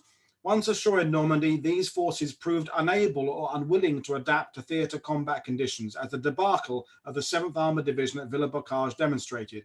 its spear had advanced without adequate reconnaissance, as if it were still in the open desert, and was duly ambushed and all but annihilated by a lone Tiger tank of Lieutenant Whitman, the leading German tank ace, in one of the most spectacular single tank actions of the war. And I just think those accounts are very interesting, is that how they were, even our own British and Stuart reminding us that people like Deste and other authors are being very critical of the 7th Armored Division. Of course, we can find there are faults with 7th Armored Division, Brigadier Hine. Nothing goes perfectly. We do make some errors there, but they don't continue to talk about what happened over the next day or two. And I think, to bring this to a conclusion over the next sort of 15, 20 minutes, we'll talk about this mythologizing of Whitman, exactly how it's all happened and what the reality really is. And we've already, I think, understood that it was a solo trip via Whitman down the town. Some indications suggest he came down a second time, and we know now that's not the case. It was other Tigers. So I think it's time to kind of look at this battle in the context of the larger Battle of Normandy. And this is, it's not a German victory, really. It's a draw, I suppose, when you add it all up. But it's, even if it is a draw, and even if it was a German victory, it's a victory against the tide that is coming their way. And I don't think it's a victory anyway. There's an overwhelming force of allies building up in Normandy. We're pushing the Germans back. We're gradually beginning to annihilate their forces, not them, us, because we can replace units. Talk about, Dan, about the fact that the units that were hit that day, a lot of them, okay, we've lost a lot of men into the bag, we've lost a few vehicles, but in terms of a fighting force, we're replacing our vehicles very quickly, aren't we, Dan? Well, not only that, there's a very important point that you've kind of highlighted there. If you only look at that 10 minutes of battle, and also counting the capitulation of A Squadron up on point 213, yes, it's a catastrophe for the British. We've lost a squadron of tanks, the equivalent of a company. If you just look at the afternoon battle, it's exactly the opposite way round. The British knocked out the equivalent of a company of Tiger tanks, these super tanks, whilst they lost one light tank during the afternoon battle. So it's a complete volte-face that everyone ignores. Then if you followed on to the next day, the British held that position. They were able to call in Agra targets, which is the entire army group, were able to focus fire on any German advance towards the brigade box and annihilate it. There was one attack that was forming up to the north of Amiens, and there was at least a battalion of German infantry in there. The Agra target was called on it. That's everything from ships out in the Channel down to heavy machine guns, all fire at that spot for a couple of minutes, and the attack is gone. And that happened repeatedly during the course of that day. Yeah, and where's Sean now? Sean has gone to pan around. Sean. I've lost track. I was checking the message coming in. Where are you now? I'll put Sean's microphone on. That's the old railway station. Yes, right. Yeah. Yep. So do you want to talk about that, Dan, briefly? Just backtracking a little bit to the battle in the town. That's the original railway station that marked the southern edge of town. The railway line would be beyond where that is now. And behind, if Sean turns around, you've got the rest of the back of town, which has survived largely intact, despite the bombing that took place on the 30th of June. And this is the terrain around which the infantry battle happened, the house-to-house fighting with the Panzer Grenadiers as they turned up from the two different Panzer divisions. These are good German troops turning up. They're arriving a little bit piecemeal, but they know what they're doing. They're experienced troops. They're coming up against the Queen's troops, who are also reasonably good at their job, and their experience. They've been fighting through North Africa, Italy, and now in northern France. And so a fairly equal battle happens with the infantry. It's the tank battle that's much more fascinating, and has therefore got a lot of the attention thereafter. Yeah, and the comments are just going crazy, as I would expect on this sort of sensitive subject. I don't know we can address all the comments coming in, but what have we got coming in? D'Este states that setback at Villers-Bocage caused Monty to abandon the plan at the time to envelop Caen and led to congealing of the front. Stuart Robertson says tactical losses are irrelevant if the strategy remains intact. The only surprise, Thomas says the only surprise here was the efficiency of the German soldier, nothing more. In 1944, the Wehrmacht and Waffen-SS were on their last legs in terms of everything.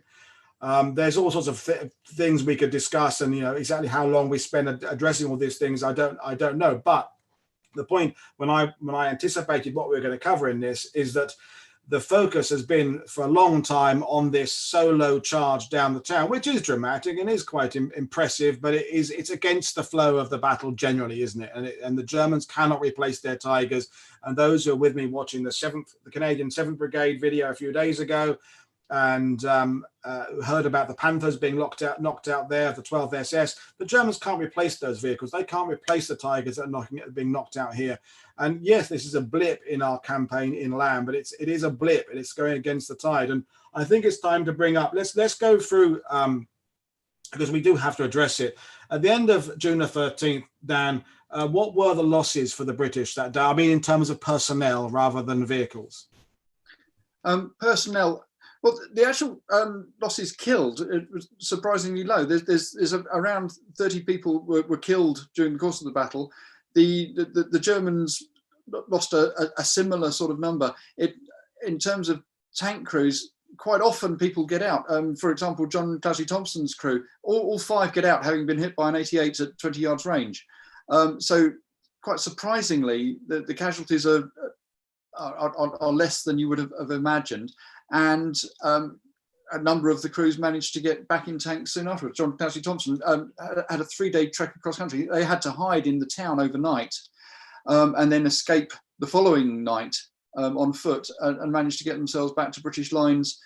And similarly, Chris Milner up on point 213, he hunkered down. The Germans set up an artillery unit around him, and then he escaped overnight. So there's lots of little bits of stories that go on that further enrich what's going on. But from an overall strategy point of view, yet again, we've attracted 2nd Panzer over to the front. So following on from all the other Panzer divisions, all the tanks that are arriving are coming up against the British.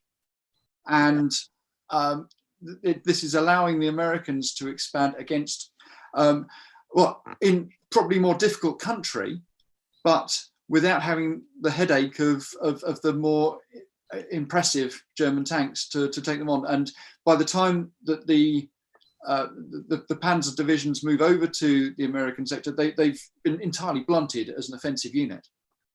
Yeah, and I mean, it's the comments are still coming in thick and fast. There's criticism of D'Este's writing about this, and people are asking about where C Squadron were and all sorts of things coming in. And as I expected, this is one of those videos that was going to cause, I'm not going to use controversy because I think people are all no one's being nasty to each other on the comments, but it does raise these very thorny issues of exact strategic victory, tactical defeat. The point is that we need to examine battles like this with a nuanced view, read outside of the conventional narrative, and certainly acknowledge the fact that since the writing of people like D'Este and Hastings back in the 70s and 80s, we're looking at this in a more a broad sense. But Roman has now got to the monument in Villers-Bocage to the battle that day. Because I think we need to be starting to bring it to an end. But we will talk about the mythologizing of Wittmann and how that has come into the story. So there's the monument there, Roman, to the British forces in the town that day. And it's also called Rue 13 Juin as well, the road near. So we remember with pride and gratitude, those are the 7th Armored Division who fought and died here for freedom on the 13th of June, 1944. We also, I think, before we go into the mythologizing, we should talk about what happened to the poor civilians as well, because 2 or 3 civilians were killed in Villers-Bocage that day, and of course later on in the campaign the town gets absolutely blown to smithereens. We'll bring up the photo of the town as it was sometime later. So this is not much left. I think only Aunay-sur-Odon looks similar to Villers-Bocage. at the end of this, and you can see just the craters and just absolute devastation there. So that's why when you're coming to visit it now, there's not a lot of original buildings left, understandably, because of just the rebuild job. And there is a monument in town honoring the first town the first stone that was placed again to rebuild the town. So there's lots of comments coming in. The comments are actually as interesting as what's going on screen.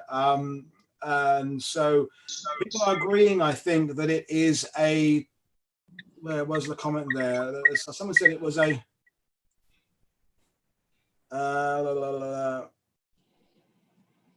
tactical defeat, undoubtedly. A strategic defeat in regard of writing off the enemy, no. Do we agree with that assessment, Dan? Oh, that seems very fair. A lot of the criticisms that came up were in many respects aimed at Montgomery, so saying, trying to make out that the advance was something like a bridge too far scenario. And you must bear in mind that Carlo d'Este was Bradley's autobiographer. Yeah. And he tended to write in a way that put no criticism at all on Bradley, but questioned every single thing that Montgomery did. I'm not trying to defend Montgomery, who was probably quite a difficult person to be around a lot of the time, but at the same time, it's a slightly blinkered view, I feel. Well, I mean, I think it's bringing Monty into the Villers-Bocage thing is a little bit of a red herring. I mean, what happened? Yeah. I mean, we should point about that there is repercussions for 7th Armour Division, aren't there? So we should talk about what happened in terms of their leadership after this. Very good point. Well, command and control. Brigadier Hind. I say Brigadier Hind. Eakins, I'm forgetting his first name, and George Erskine, the divisional commander, all lost their job, but they significantly didn't lose their job until August of 44. So it wasn't an immediate reaction to what was going on. And they were sackings that were pushed forward by Miles Dempsey, who was 2nd Army commander. Now, Dempsey was kind of usurped in the field in that Montgomery was there running the battle, and so he was twiddling his thumbs a little bit more than he ought, and so needed to be seen to be doing something. I think possibly Hind, you could argue, was getting a little bit bomb happy, and so it was time that he stood back, but he did a number of good jobs after that. Erskine and Eakins both went into decent jobs as well, so it wasn't that they were written off as commanders. Their career path just wasn't able to progress because of it. Yeah, and I think it's time, so that's an interesting perspective from the British side of it. We need to address the Wittmann legend, yeah, I mean those accounts of him, the solo mission and the greatest tank ace. I mean, he's not the greatest. There are other tank aces who are equally worth discussing, and frankly the Wittmann fanboys, I call them these days, get on my nerves, and the hero worship that goes on at his grave at La Combe I find very odd and somewhat disturbing. But this is the Germans pulling a small propaganda victory, well, a large propaganda victory out of a small event that is not really changing the grand scheme of things in the Normandy campaign. And those photos and the Germans standing on top of knocked out Cromwells and what have you have affected our judgment of this battle. And if there's one thing I wanted to get across in this, is that when you take the 2 or 3 days of this, as we've been discussing, yes, we lose a number of vehicles, but the Germans lose a number of vehicles as well, including the hard to replace Tigers, of which they didn't have many in Normandy in the first place. The Germans made the best out of a bad situation, which is understandable. They're trying to make something out of this day. But I think for those watching, we need to continue to read about the events of the next day and read about the brigade box, read about the use of artillery to push back the Germans, and also just acknowledge the fact the Germans cannot replace these armored vehicles that they're losing in an engagement like this. The comments are still coming in thick and fast. We just possibly can't keep up with it all that's coming in there. It's all very civilized there, and quite. I mean, I think we could spend 2 hours just discussing this, and I'm fascinated by how a subject like this gets the discussion going. It is a fascinating thing, and Villers-Bocage has entered legendary status for whatever reason. So has Whitman, and Can I say whatever you want. Then I'll put you on. It's quite nuanced. The immediate reason for doing for the propaganda effort wasn't just for Germany as a whole. Very specifically, Germany had the Waffen-SS as an armored unit in confrontation with the Wehrmacht. Almost, politically, in order to get the best supplies, the best equipment, you had to show that you were being an effective force. So Sepp Dietrich was very effective at making sure his guys were promoted and put in the press and in the papers. And so very consciously, they have turned the story into this big thing that the Waffen-SS have done in order that they get an advantage later on. The trouble with that is that as the war finishes, the information remains there, and we didn't hold the ground at the end of the battle, and so, well, the British didn't hold the ground at the end of the battle, and so weren't able to say what had happened, and didn't know or couldn't quantify how many German tanks they'd taken out, or whether they'd permanently taken them out. And so we didn't know what we were, that there were things to celebrate about the battle. The trouble then comes going into the initial histories. People have a view on what they want to portray. History isn't a flat, this is what happened, this didn't. It's much more this is the story I'd like to tell. Which bits of history shall I pick out in order to exemplify my story? And very much, I feel Carlo d'Este is in that mold. He has a story he wants to tell that shows Monty in a bad light, or makes Bradley look better than he was. Not that he was a bad commander, but surprisingly, I was recently having a chat with the curator of the Patton Museum, and he was saying that much against my expectation, Patton rated Montgomery as a very good commander, which you never hear anywhere. If you looking at films like Battle of the Bulge or the film Patton, or the Hollywood version of it, is that old Blood and Guts hated everyone and thought the Limeys were slow, and it's just not true. Yeah, definitely, and I think it's definitely worth pointing out. And well, I think our photographers are out of battery. We've lost Colin, we've lost Sean, and so I think it's time to kind of bring things to an end now. We've been going nearly 2 hours now. It's been enlightening, and apologies those watching for the technical hitches. The bandwidth, we all checked off. We went down there a couple of days ago, and the bandwidth was perfect, but now it seems to not be good. There's still questions coming in from Padraig in Ireland. Says, can you ask what happened to Allied air support? Why no Tiffies over the battlefield that day? I'm afraid that's the weather got in the way. I mentioned it was raining in the afternoon. It was fairly overcast most of the day, and we just didn't have the resources that we could put up in order to help. Well, that's a neat answer, that one there. I'm trying to just go back through the questions. If there's anything else there that we haven't really addressed. There's people discussing d'Este and Patton and Bradley, and I think we've covered it pretty well. We'll just go back to Roman's got a little bit of juice left in his camera just to show the monument again in Tilly. So I said Villers-Bocage. Looks like the light is beginning to fade there, which is understandable. Thank you, camera teams. Thank you, everybody. I don't think you can all hear me now. I've sent messages through them anyway. Thanks, Roman. Thanks, Colin. Yeah, we've done something, I think, and it's hard coordinating all these different camera feeds and keeping things going. And Dan and me and trying to get our timetable went out the window within about 15 minutes as it happened. But it doesn't matter. The point is we're trying to give you this unique live perspective from the battlefield, and people seem to be happy with what we've done. So the conclusion, we talked about the mythologizing of this, and Whitman being this incredible legend that he is or isn't. it's been fascinating, and I've really enjoyed doing it. So hopefully those who've been watching this have got something out of it and understand a bit more about the battle. I will remind you, Dan has written an incredible book. I'll bring up my screen again. Villers-Bocage through the lens there. Although some of the information you gave us today is not in the book. It's your findings over the last 10, 15 years, because you're still, you work at the museum, don't you, Dan? Tell us about your day job. So it's a volunteer activity. Volunteer job, yeah. I'm the curator of the Kenton Sharpshooter Yeomanry Museum, which is based at the lovely Hever Castle in Kent. Very welcome to come along anytime you like, once coronavirus is out the way.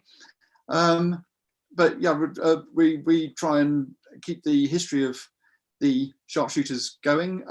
We had 2 regiments fighting through the course of the war, 3rd and 4th COY, which were amalgamated at the end of the Normandy campaign to become 3rd, 4th COY. And so we've got 200 years of history, including the Kent Yeomanry as well. And I think, it would be awful for the history of these units that took part in this to only be remembered from this, which was a bad day at the office, and not their career before and afterwards, which had lots of highlights. And this focus on them being annihilated, this ridiculous thing of Wittmann knocking. I mean, that comment, Russell Hart, about the annihilating the 7th Armored Division. It's not the 7th Armored Division that's been annihilated. It's elements of. And as you said, the good point is some of the vehicles were abandoned and not actually knocked out. So hopefully we've addressed some of that a little bit. And you can go on Google and find out these accounts. Michael Wittmann single-handedly knocked out 30 tanks, and you go, no, it's not the case. So they're back at the monument again now. The same shot there. I think Roman is just keener. He's still the only one with some juice left in his camera, so we might as well get those last shots there. Anything else you'd like to say, Dan? Well, I just want to come back on one of the points you made. Sure. You said it's a bad day at the office.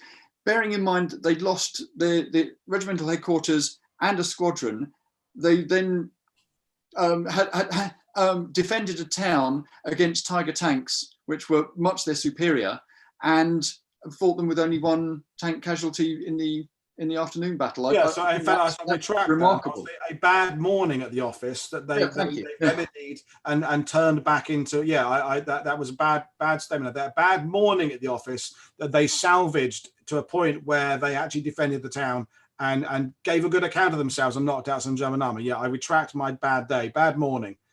I have to say that as the sharpshooter curator. So yes. Yeah, no, I didn't get that. Yeah, so I was guilty then of falling into the trap of talking about. But it is still a battle that will provoke people. It will get people talking, and I think in many ways, although we've devoted nearly 2 hours of this now, there are other engagements that are equally deserving of our attention. Little armored incidents in Normandy, but somehow Villers-Bocage has this magic reputation. Partly because of Wittmann, partly because of the uniqueness of it in this solo escapade down a high street.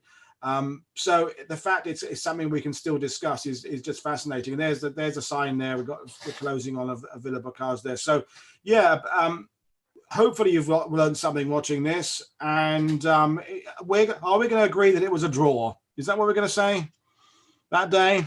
Let's say it was a draw. Yes. Yeah, but it's a draw. And I made this point earlier, so I'm fear of repeating myself. It's a draw against a flow that is going our way. That's why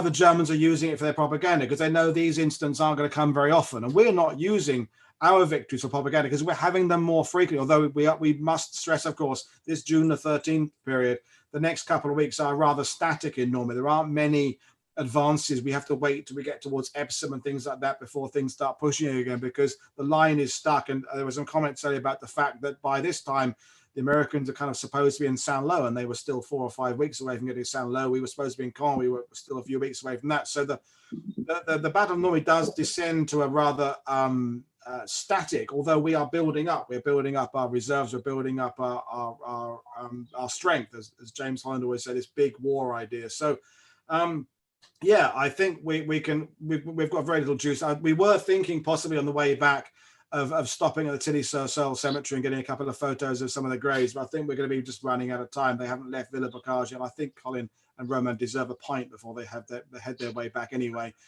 So Yeah, it's been extraordinary, and yeah, that thumbs up came up very quickly. That was Colin's vote, I think. Colin has an extraordinary ability to find an Irish bar wherever he goes, so I'm sure he's already sought one out. So yeah, I think we'll bring this to an end, and the comments have still just about slowed down now. I think they realised that we're coming to an end of it. Oh, hang on, no, I just hadn't scrolled down. No, they're just talking amongst themselves now, really, I think. No, they are, but they're just, we can't cover everything in this. We're getting questions about not covering some other units, things like that, and we can't cover everything. And it's been extraordinary. And I think we'll bring it to an end now. It's coming up for 2 hours now. So Daniel, thank you very much for doing this. I'm just getting just a call from Sean. I'll just check what that is. Hang on. Hello. We are still rambling. Have you got a bit? Have you wanted something? Do you want to join in the discussion?